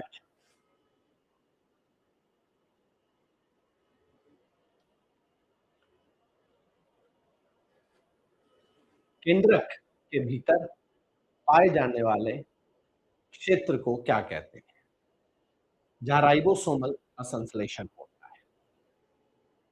क्रोमेटीन, न्यूक्लियोल्स, न्यूक्लियस्पोर, न्यूक्लियोप्लास्ट। देखिए बच्चा, इसको कहा जाता है न्यूक्लियोलस। अब बहुत सारे बच्चों ने न्यूक्लियोप्लाज्म लिखा होगा। देखिए न्यूक्लियोप्लाज्म के अंदर ही इस तरह से हमारा न्यूक्लियस होता है और उस न्यूक्लियस में छोटे छोटे पोर होते हैं, मतलब छोटे छोटे इस तरह से गैप। ठीक है।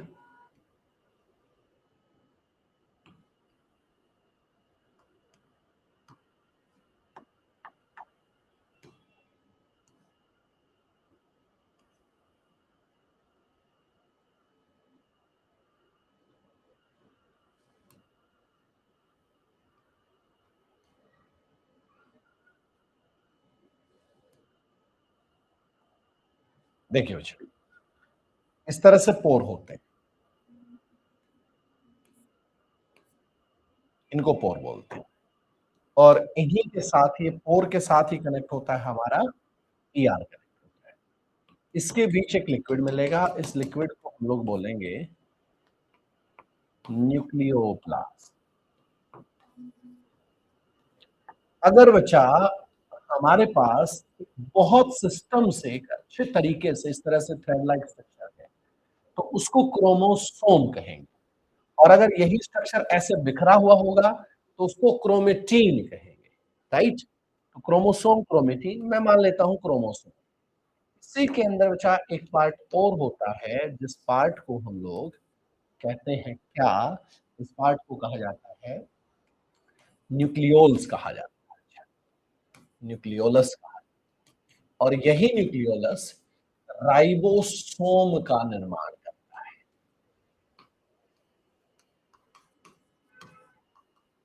ठीक है, तो आपसे राइबोसोमल आरएनए की यानी आरआरएनए की बात की गई है, तो उसको न्यूक्लियोलस ही तो बना रहा है। बताइए, करेक्ट आंसर है न्यूक्लियोलस। डेंस रीजन है inside nucleus responsible formation of ribosome.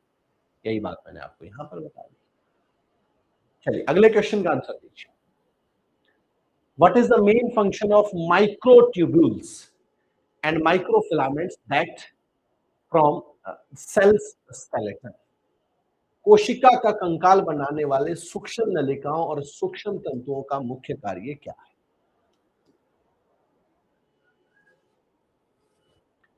मतलब कोशिका का कंकाल मतलब आउटर शेप की बात की जा रही है, सेल वॉल की बात की जा रही है, सेल मेम्ब्रेन की बात की जा रही है। क्या करता है चाहिए, उसको शेप देता है। अब आपके अंदर आप सोचिए, बच्चा, कोई बच्चा कहे सर मैंने तो लाइफ में कभी माइक्रो फिलामेंट्स नहीं पढ़े, सर मैंने माइक्रो ट्यूब्यूल्स, क्यों पढ़ने की क्या जरूरत है? एक वर्ड दे रखा स्केलेटन, कितना प्यारा क्वेश्चन दे रखा है। आपकी बॉडी में आपका स्केलेटन क्या करता है? शेप देता है, आपको सपोर्ट देता है। तो यहाँ पर ये रहा, ऑप्शन बी करेक्ट आंसर रहा। बोलिए, किसी को कोई भी डाउट हो तो आप बात करिए बेचा। डन, चले आगे।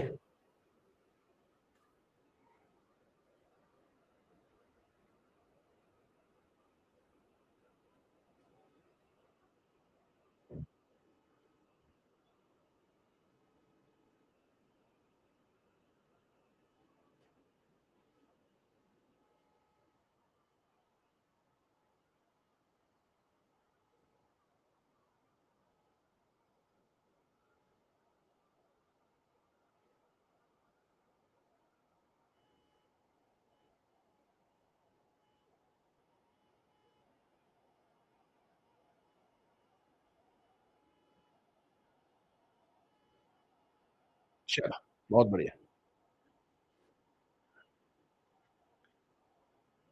चलिए इस क्वेश्चन को देखिए। Into which structure do chromatin thread transform become clearly visible during cell division?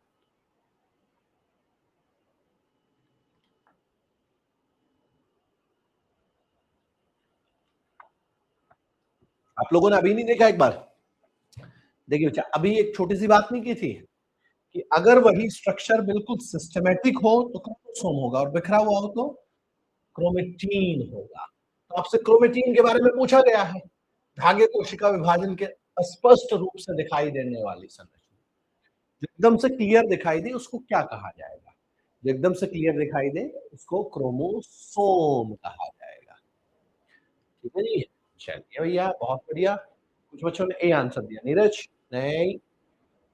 अगले क्वेश्चन पर आते हैं, असर्शन रीजन का क्वेश्चन है, चलिए पढ़िए। क्लोरोप्लास्ट को कोशिका का रसोई घर कहा जाता है, किचन कहा जाता है। It capture solar energy and produce food through photosynthesis, and produce food through photosynthesis.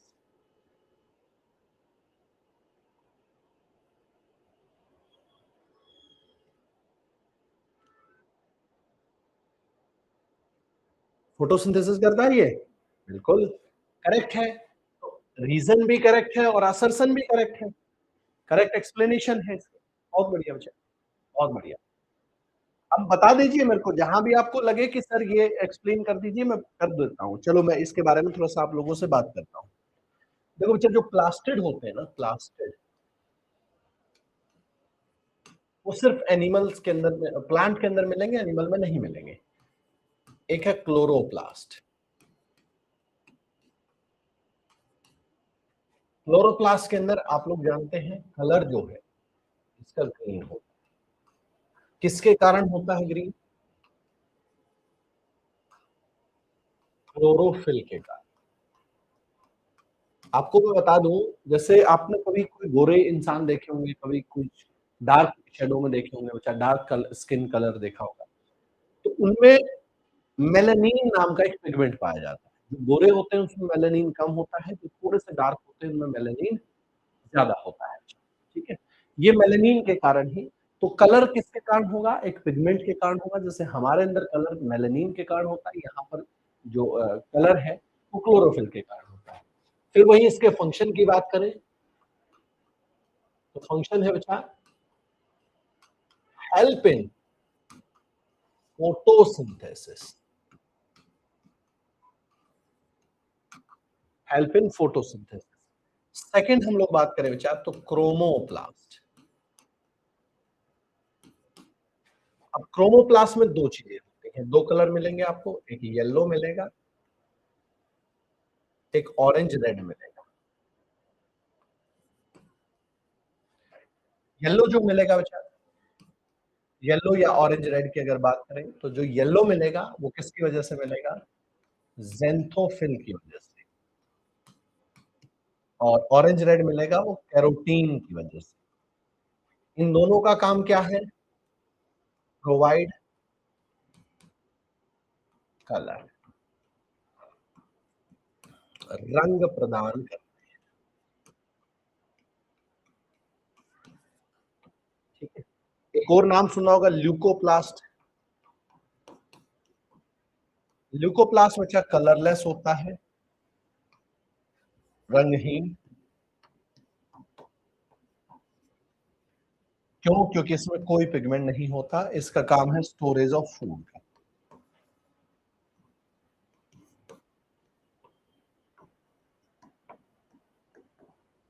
भोजन का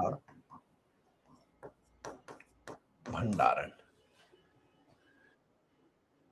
ठीक है, कोई बात नहीं, हम भी डार्क हैं, भी हम कौन सा अंग्रेज है। अच्छा, चलिए जी, चले आगे। लिख दिया बच्चा, काम से समझ गए होंगे। सर हिंदी में भी लिखिए। हाँ गुड्डू, बिल्कुल लिख देंगे भाई। लिख दिया वैसे मैंने, क्लोरोप्लास्ट, क्रोमोप्लास्ट, ल्यूकोप्लास्ट, इनको ज़ैंथोफिल कहेंगे।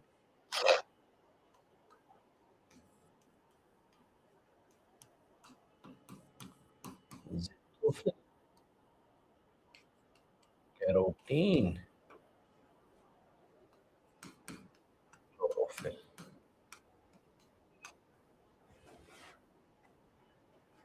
रिपीट 31। अभी 31 पर है आप। क्रोम, ये पूछा बच्चा कौन सा, देखो अभी आपको मैंने थोड़ी देर पहले बताया था, न्यूक्लियस है, मान लीजिए ये सेल का एक न्यूक्लियस है। ठीक है, इसके अंदर बच्चा हमारे पास मान करके चलो ऐसा स्ट्रक्चर है, तो इस स्ट्रक्चर को कहा जाता है क्रोमोसोम। अब ये स्ट्रक्चर, गुणसूत्र सुना है ना, ये मिलेगा किसमें?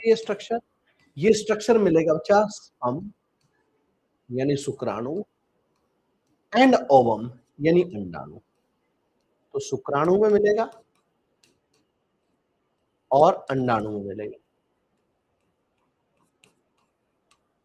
ठीक है, और जो ये इस तरह का स्ट्रक्चर है ऐसे फैला हुआ, ये क्रोमेटीन होता है। और क्रोमेटीन मिलेगा जो सोमेटिक सेल होती हैं। सोमेटिक सेल मतलब दैहिक कोशिका। दैहिक कोशिका होती है। दैहिक कोशिका समझते हो? दैहिक कोशिका मैं बता देता हूँ। दैहिक कोशिका का मतलब क्या है बच्चा? दैहिक कोशिका जो आपकी पूरी बॉडी में कहीं से भी, यहाँ से एक सेल ले ली, बालों से ले ली, पैर से ले ली, हाथ से ले ली, कहीं से भी ले ली, उसको सोमेटिक। उनके अंदर हमेशा क्रोमेटीन होगा, स्पर्म और ओवम के अंदर क्रोमोसोम होगा। इन्होंने क्वेश्चन में क्या पूछा विचार, into which structure do chromatin thread transform become clearly. अब ये क्लियरली विजिबल नहीं होगा, क्लियरली विजिबल करना है तो उसको क्रोमोसोम में कन्वर्ट करना है। क्रोमोसोम ही होता है बेटा जो क्लियरली विजिबल होता है। अब आपके क्या सर ये अलग अलग है, नहीं है अलग, दोनों की स्ट्रक्चर सेम है, सारी चीजें सेम, बस ये एक सिस्टमैटिक होता है, ये बिखरा हुआ होता है, बाकी और कोई डिफरेंस नहीं। ठीक है फिर दोस्त, चलिए अगले क्वेश्चन पर चले।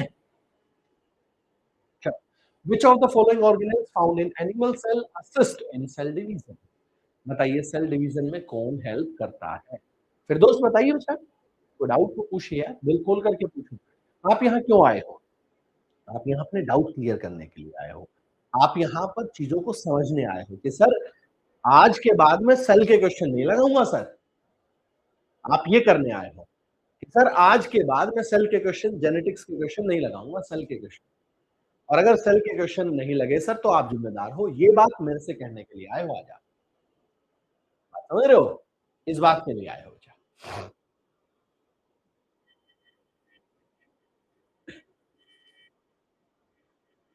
बताएं शाबाश, विच ऑफ द फॉलोइंग ऑर्गेनेल्स, आपको पता है डिवीजन के लिए कौन काम आता है, सेंट्रोसोम, सारा काय काम आता है बच्चा, सेंट्रियोल्स भी कहते हैं उसको, ये डिवीजन के लिए काम आता है। और बता देता हूं, found only in animal cell, not इन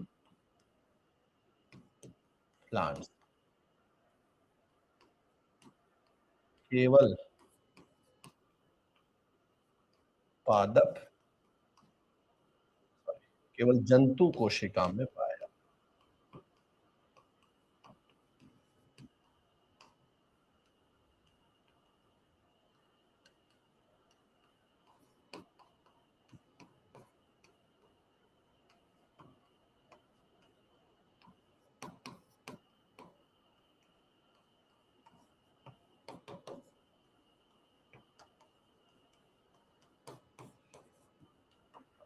ठीक है जी,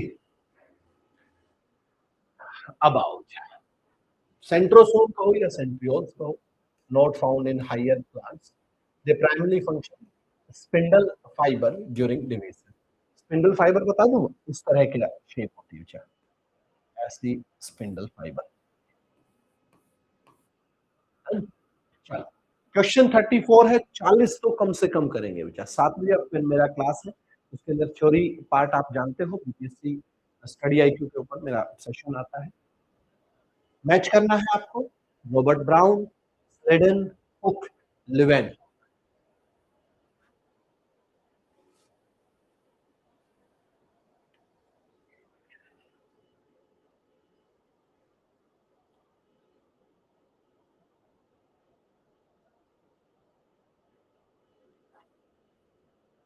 ठीक, सुशील ठीक, बहुत बढ़िया। देखो अच्छा, रॉबर्ट ब्राउन जो है उन्होंने डिस्कवरी की है न्यूक्लियस, स्लेडन जिन्होंने सेल थ्योरी दी है, रॉबर्ट हुक जिन्होंने डेड सेल डिस्कवर किया, लिवेन। तो काफी कॉम्प्लिकेटेड था ये, एक का तीन, तीन है तो ये हट गया, और स्लेडन का एक, तो ऑप्शन ए करेक्ट आंसर है, ऑप्शन ए करेक्ट आंसर।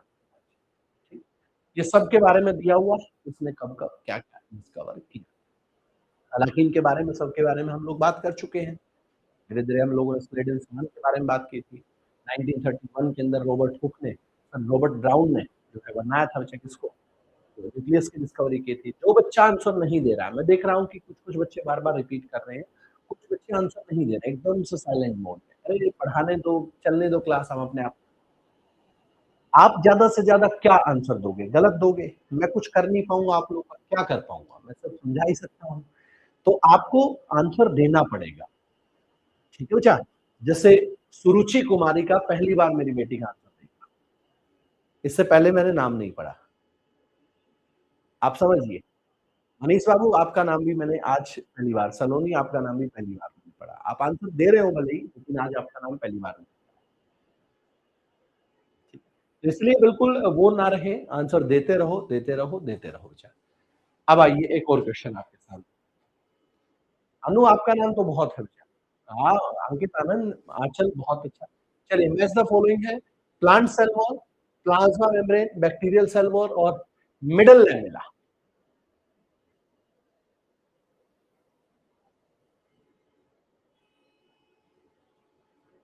चलो बताइए शाम, आराम से देखो। आप अगर एक बार दो बार चीजों को देखेंगे ना तुरंत 100% आप आंसर निकाल।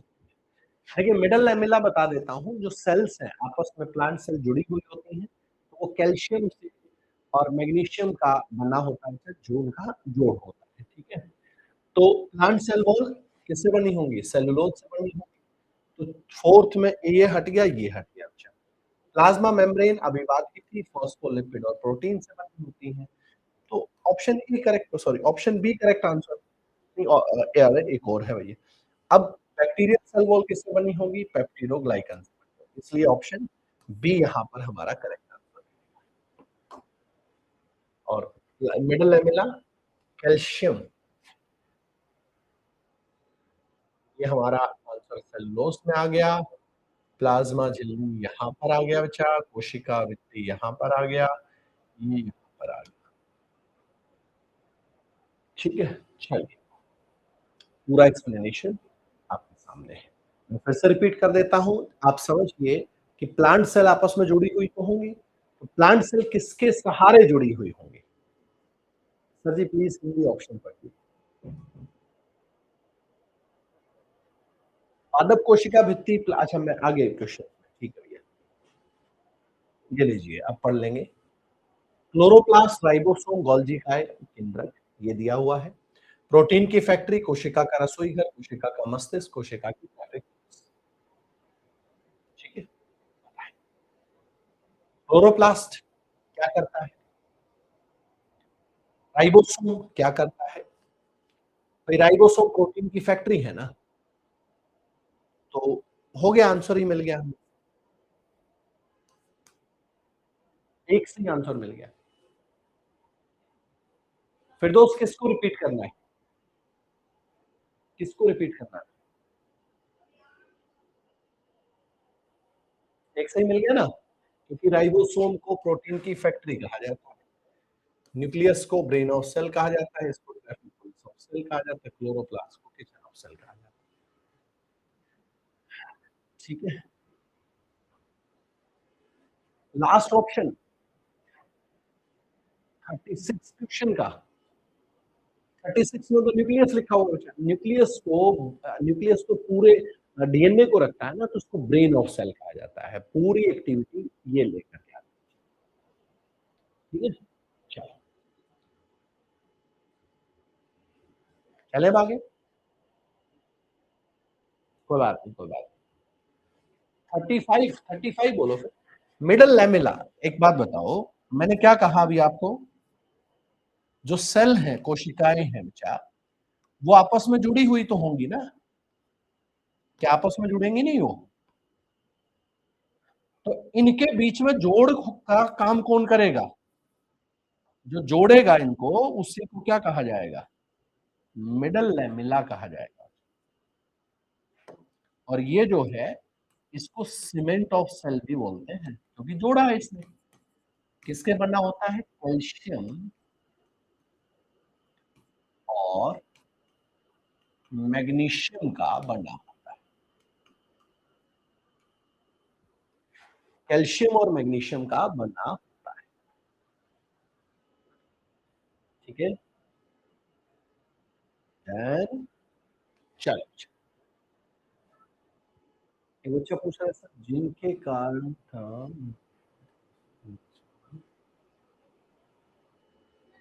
सर जिन कारण,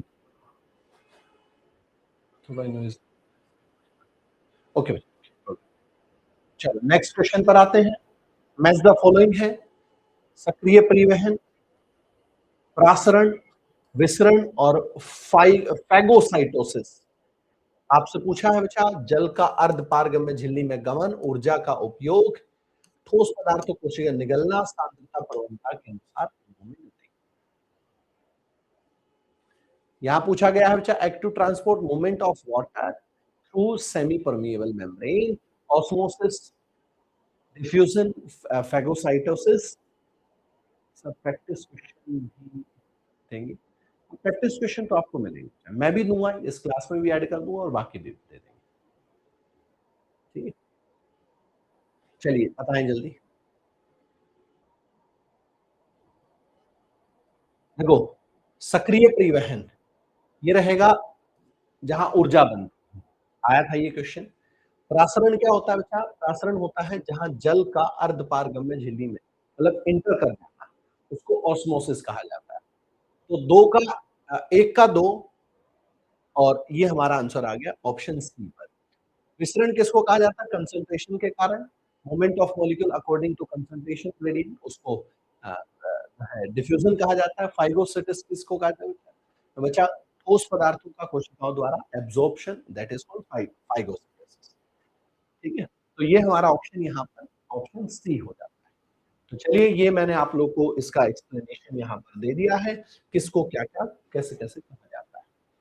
एक आपके सामने कोशिका सिद्धांत के अनुसार कौन सा कथन सही है? तो कोशिका सिद्धांत की जो नई सेल फॉर्म हुई है वो नॉन लिविंग मैटर्स से फॉर्म हुई है, सही नहीं है। क्योंकि क्या कहा गया है कि सही नहीं है ये पूछा है, तो जितनी भी नई सेल्स है बच्चा पुरानी प्री एग्जिस्टिंग सेल्स ही हुई है।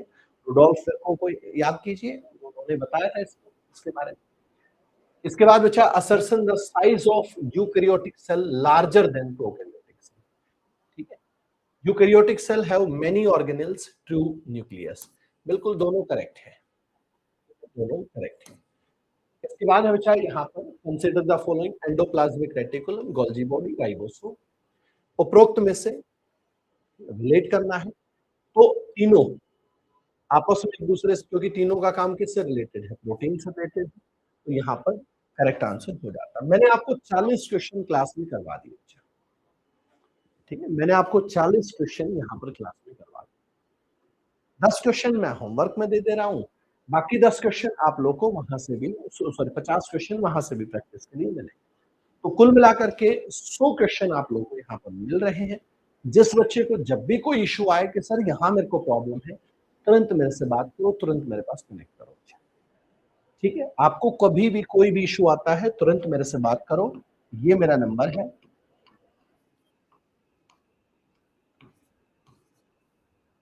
ठीक है, तुरंत आप मेरे से कनेक्ट कीजिए।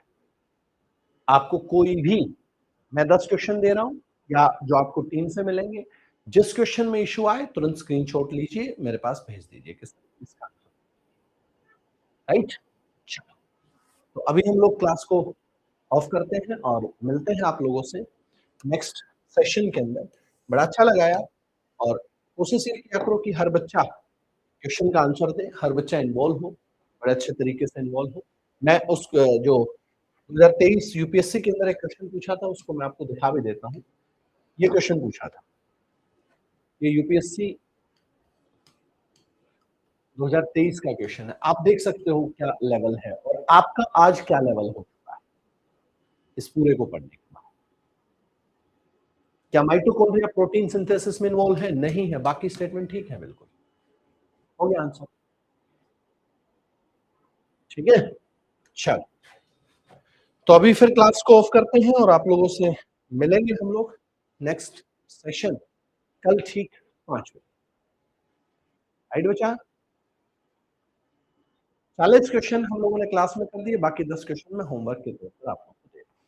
चलिए, थैंक यू सो मच। जय हिंद, जय भारत।